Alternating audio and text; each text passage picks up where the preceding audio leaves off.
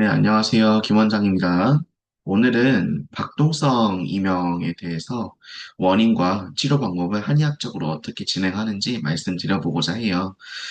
박동성 이명은 사실 환자분들 층이 굉장히 많습니다. 그러니까 그냥 단순하게 삐 이런 소리의 이명이 아니라 귀에서 두근두근 혹은 두두두 혹은 지지직 이런 소리에서 뭔가 이런 박동성으로 느껴지는 이런 불협화음이나 잡음이 들리시는 증상인데 꼭 이명이 아니더라도 예를 들어서 옆으로 누워서 주무신다든지 목이나 턱, 어깨 이런 데가 불편하다든지 했을 때 이런 신경과 혈관이 압박을 받으면서 발생하는 경우가 많고요. 좀 안쪽에서 눌리게 되면 두명증, 내명증이라고 하는 머리에서 소리가 들린다 이렇게 말씀하시는 경우도 있고요. 겉부분에서 증상이 나타나는 경우는 말씀드린 것처럼 이런 이 박동성 이명으로 증상을 호소하시는데 실제로 저도 이제 비염을 좀 오래 앓았었고 알레르기 비염성으로 해가지고 코가 굉장히 불편했었는데 코에서 비강 점막이 이렇게 붓고 압박을 주는 경우에도 이런 증상이 잘 나타나서 저도 불편했던 질환이기 때문에 환자분들께 이렇게 말씀드리고 싶습니다. 이 증상이 원인을 규명하는 게 가장 중요하고요. 이 원인에 맞는 제대로 된 치료를 받으셨을 때 좋은 결과를 보실 수 있으니까 오늘 이 영상을 잘 지켜봐 주시면 좋을 것 같습니다.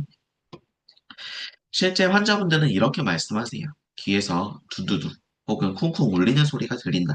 심장 뛰는 소리가 들린다. 혹은 잠자리에 누워서 이렇게 주무실 때 귀에서 지지직거리는 울림 소리 때문에 편하게 주무실 수가 없다. 그래서 조용히 혼자 있는 밤이 너무 싫다. 자세 변경 시 예를 들어서 뭐 고개를 숙이거나 젖히거나 했을 때 소리가 커지거나 작아지는 게 느껴진다. 혹은 식사를 하거나 입을 벌리거나 물을 마실 때 느껴진다. 이런 식으로 말씀하시는 경우가 있어요. 각각 이게 원인이 조금씩 다른 거거든요. 그래서 그 원인을 규명을 해서 치료를 해야 되는데 대부분은요, 이 혈관의 박동이 신경 압박 혹은 그 혈관과 신경이 같이 이렇게 있는 곳에서 압박이 되어가지고 나타나는 박동성 이명인 경우가 많습니다. 그러면 이제 그 원인이 어떻게 되는지 좀 설명을 해드려 보고자 합니다. 첫째로는 구조적으로 실제로 그냥 눌리거나 유착이 생겨 있는 거예요. 뭐냐면 청신경이라고 하면 우리가 뇌신경이라고 떠올릴 겁니다. 그래서 실제로 뇌에서 귀로 연결된 청신경은 8번 뇌신경이에요. 근데 이 뇌신경만 실제로 듣는 데 도움을 주는 게 아니라 뇌신경 중에 3차 신경이라고 하는 5번 뇌신경, 설인신경, 9번 뇌신경, 미주신경 그리고 목 쪽에서 분포하는 이런 목쪽 신경 가지들까지 실제로 소리를 모아주거나 뭐 혹은 점막 노폐물을 배설시키거나 혹은 소리가 너무 크면 차폐시켜주거나 예를 들어서 너무 큰 소리가 들리면 귀에서 이거를 스트레이트로 듣게 됐을 때 불편하잖아요. 소리를 좀 막아주는 기능을 합니다. 잘 생각해 보시면 주무실 때 우리가 큰 소리를 잘 못 듣고 잘 주무시게 되죠.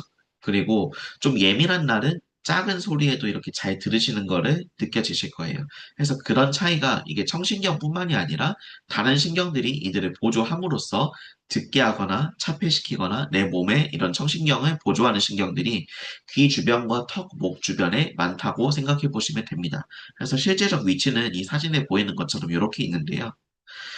해서 이런 것들이 예를 들어서 거북목이 있거나 일자목이 있거나 턱관절 불균형이나 이상이 있거나 안면비 대치 혹은 두통을 자주 발생하는 이런 분들에서 압박이 있거나 신경이 눌리게 되면 귀 안쪽에서 이렇게 쿵쿵 울리는 소리가 들릴 수 있습니다. 그러면 눌린 것들을 해결해드리고 그리고 아까 이런 원인들을 해소시켜 드리는 것들이 방법이 되겠죠. 그래서 현대인들의 이런 병들, 질병들, 뭐 구조적인 불편함들, 균형, 불균형 이런 것들을 해결해 드리는 것이 치료 방법이 된다 보시면 될 것 같고요. 두 번째로는 마찬가지로 이것도 현대인들에서 가장 많이 나타나는 질환인데 스트레스를 많이 받고 피로하고 잘 못 주무시는 경우, 반복되는 불면증 혹은 요즘에는 수면 유도제 이런 걸 되게 많이 복용하시잖아요. 이거에 의해서 내 몸의 자율신경계, 그러니까 잘 자게 해주고 잘 주무시게 해주고 기본적으로는 먹고 자고 싸고 하는 것들에 대해서 편하게 해주는 이런 신경계들이 좀 편해야 되는데 이게 잘 해결이 안 되는 경우에도 발생합니다. 왜냐하면 귀 자체가 몸이 편할 때 더 예민해지고 몸이 불편하고 긴장될 때 더 이것들을 자극을 더 심하게 받게 되기 때문입니다. 그래서 이런 자율신경 시스템 중에 특히 아까 귀 주변에 있는 미주신경, 뇌신경 9번인데요. 얘가 내 몸이 불편하게 되면 기능이 점차 떨어지게 되어 있어요. 그래서 이 부분에 압박이 걸리거나 기능이 떨어지게 되면 마찬가지로 이명이 발생하는 경우가 굉장히 많습니다. 그래서 이 관련된 처치도 필요한 경우가 있고요. 그리고 세 번째로 저의 원인은 이 경우였는데 비염, 특히 알레르기성으로 점막이 붓거나 코 내부, 귀 내부가 붓는 분들 많아요. 중이염이 자주 발생하거나 비염이 자주 발생하는 분들은 내 몸이 붓는 거를 인지하고 계실 거예요. 부어서 막히고 콧물이 나오고 불편하니까요. 혹은 축농증으로 발생할 수도 있고요. 근데 이 비염이 생기게 되면 혹은 알레르기성으로 점막이 붓게 되면 코만 붓는 게 아니라 코 내부 점막들이 같이 부으면서 이관 쪽, 그러니까 코랑 귀를 이어주는 관이 같이 붓고 기능이 떨어지게 됩니다. 그래서 이 주변이 부종이 있다 보니까 팽팽해지는 거죠.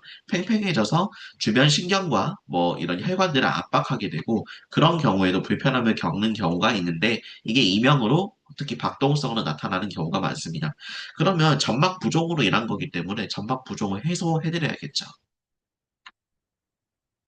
그래서 이 경우에는 이제 코 내부에서 직접적으로 접근하는 방법이 있는데, 혈류랑 점막 긴장을 풀어주는 방법으로서 이렇게 제가 조선 대침이라고 하는 도구 혹은 도침이라는 도구를 통해서 코 점막을 사혈하는 방식입니다. 내부에 들어가서 조금씩 이렇게 사혈을 해드리면 피가 나면서 되게 시원해지세요. 그래서 구석구석 비강 점막의 부종을 풀어드리고 어혈을 제거해드리는 방법을 씁니다.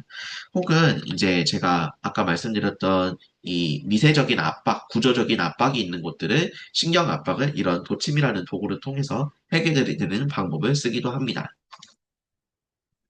그리고 이게 좀 오래되었다라고 했을 때는 어혈이라고 들어보셨을 거예요. 그러니까 혈관 탄성이 떨어지면서 혈관은 기본적으로 혈액이 이동하는 통로잖아요. 코 귀에 혈관 탄성이 떨어지게 되면 혈액이 그쪽에서 정류하게 되고 어혈이 생성됨으로써 운동성이 떨어지기 때문에 고인 것들이 이렇게 환류되면서 소리가 이명으로 발생하는 경우도 있어요. 이 경우에도 이 어혈 순환을 도와주는 방법이 치료 방법이 되고 아까 말씀드렸던 도침이나 비강사요법 혹은 어혈을 제거하는 한약, 체질별 한약들을 처방을 하곤 합니다. 그래서 실제로는 이런 식으로 제가 체질별 한약 접근에 진행을 하고요. 단순하게 귀 자체만 보는 것이 아니라 내 몸이 아까 자율신경계 자체가 좀 좋아지게끔 잘 드시고 잘 주무시고 주무시는 게 핵심이에요. 그리고 대소변이 원활하게끔 해드리면 사실 귀는 굉장히 편해지게 됩니다. 몸이 예민해지지 않기 때문이에요.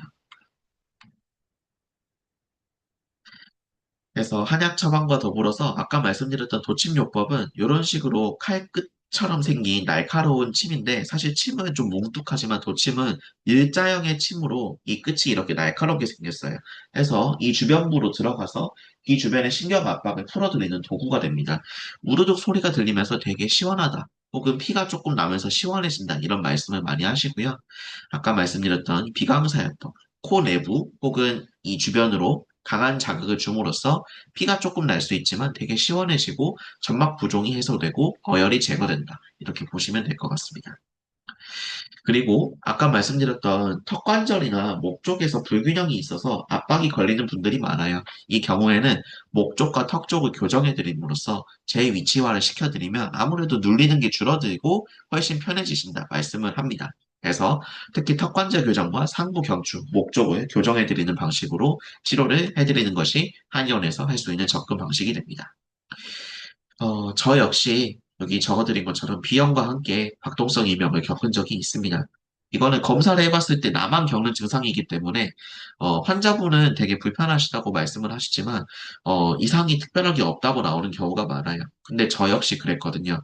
그래서 이 질환은 이 질환에 대해서 잘 이해하고 원인에 대해서 잘 규명하고 진단을 해줄 수 있는 의사에게 치료받으시는 게 가장 중요하다고 생각을 합니다. 그리고 제게 요청을 주실 경우에는 최선을 다해서 진료해드리겠습니다. 그리고 앞으로도 좋은 의료 정보 제공을 위해서 노력하는 김원장이 되겠습니다. 감사합니다.